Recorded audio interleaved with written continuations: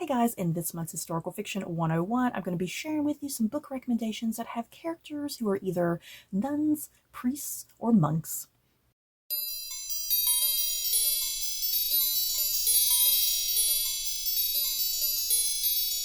So I think that's pretty self-explanatory, don't you think?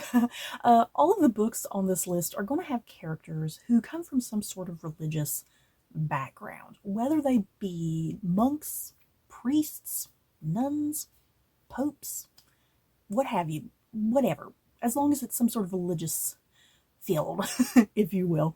So yeah, I have 10 books here that I'm going to be recommending to you guys. And as always, I'm going to be looking at my computer and I'm going to be on Goodreads. So now is your time to pull up your own Goodreads. And if any of these books strike your fancy, go ahead and put them in your TBR. First up, we have The Name of the Rose by Umberto Eco. And this is like a classic. I've always heard a lot of people talk about this book, but I have never read it for some weird reason, but I do see a lot of it on Goodreads. The year is 1327. Benedictines in a wealthy Italian abbey are suspected of heresy, and Brother William of Baskerville arrives to investigate. When his delicate mission is suddenly overshadowed by 7 bizarre deaths, Brother William turns detective.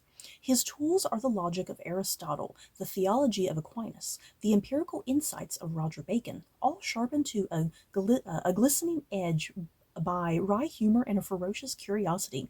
He collects evidence, deciphers secret symbols and coded manuscripts, and digs into the eerie labyrinth of the abbey, where the most interesting things happen at night. Ooh, so this is making me think it's like a medieval version of like the Da Vinci Code or something.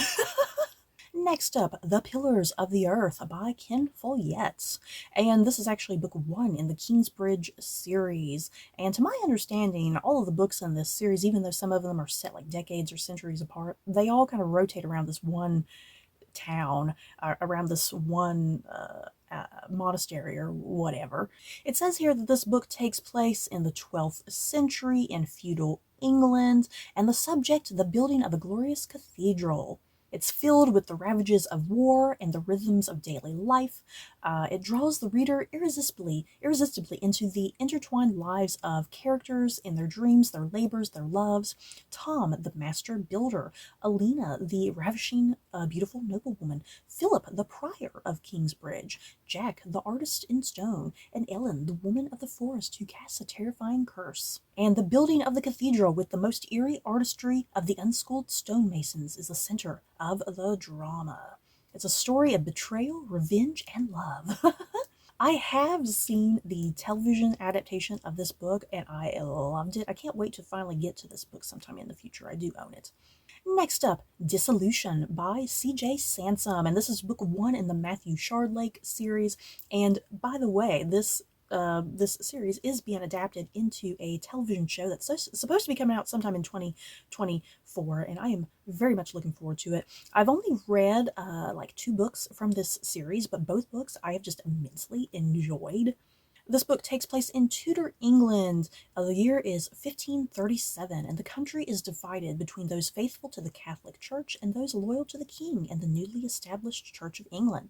When a royal commissioner is brutally murdered in a monastery on the south coast of England, Thomas Cromwell, Henry VIII's feared vicar general, summons fellow reformer Matthew Shardlake to lead the inquiry. Shardlake and his young protege uncover evidence of sexual misconduct, embezzlement, and treason, and when 2 other murders are revealed, they must move quickly to prevent the killer from striking again. Yes. Next, The Crown by Nancy Bilyeu, and this is book 1 in the Joanna Stafford series. And yeah, this whole series follows a nun. And I must have a thing for like Tudor England, because I think there's several books on this list that feature, religious characters from Tudor England. But it's a prime opportunity to tell a great story.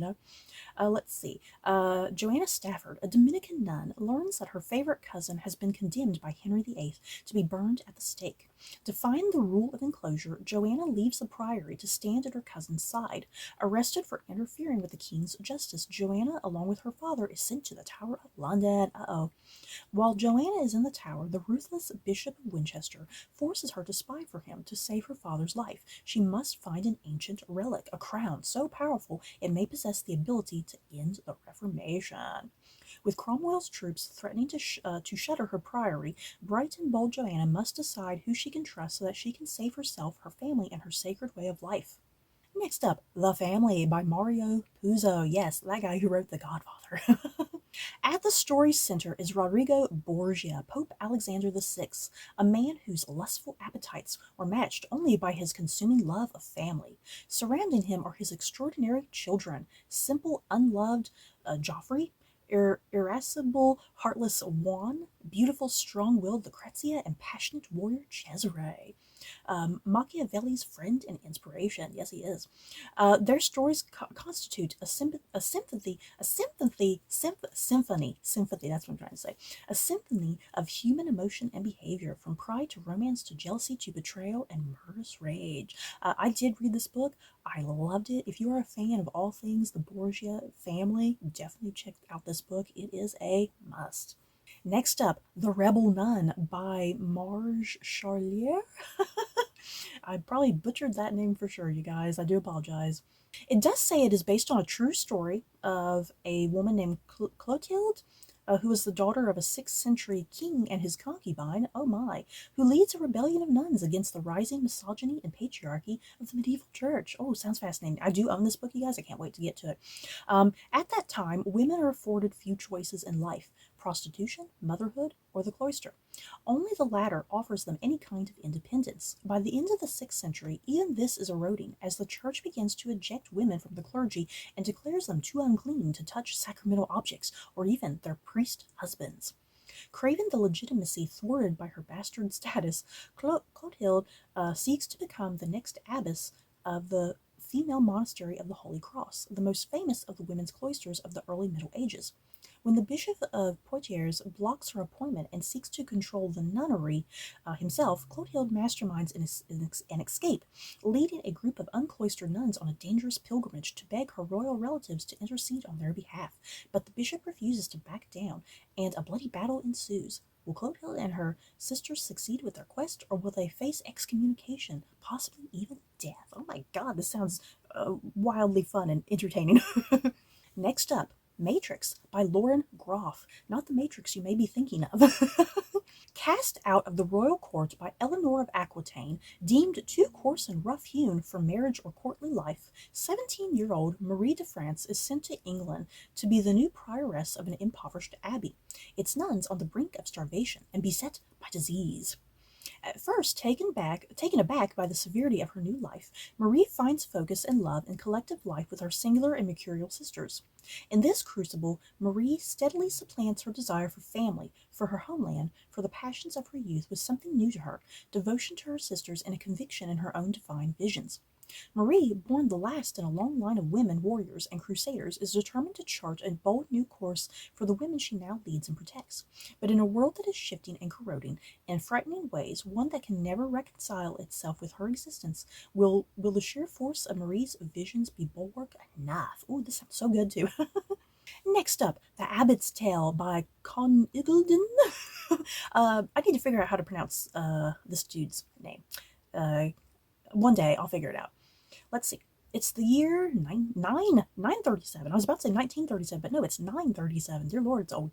The new king of England, a grandson of Alfred the Great, readies himself to go to war in the north. His dream of a united kingdom of all England will stand or fall on one field on the passage of a single day.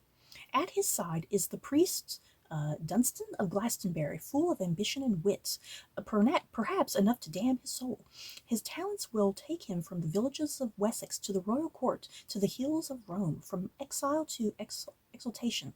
Through Dunstan's vision, by his guiding hand, England will either come together as one great country or fall back into anarchy and misrule. Next up, Pope Joan by Donna Woolfolk Cross.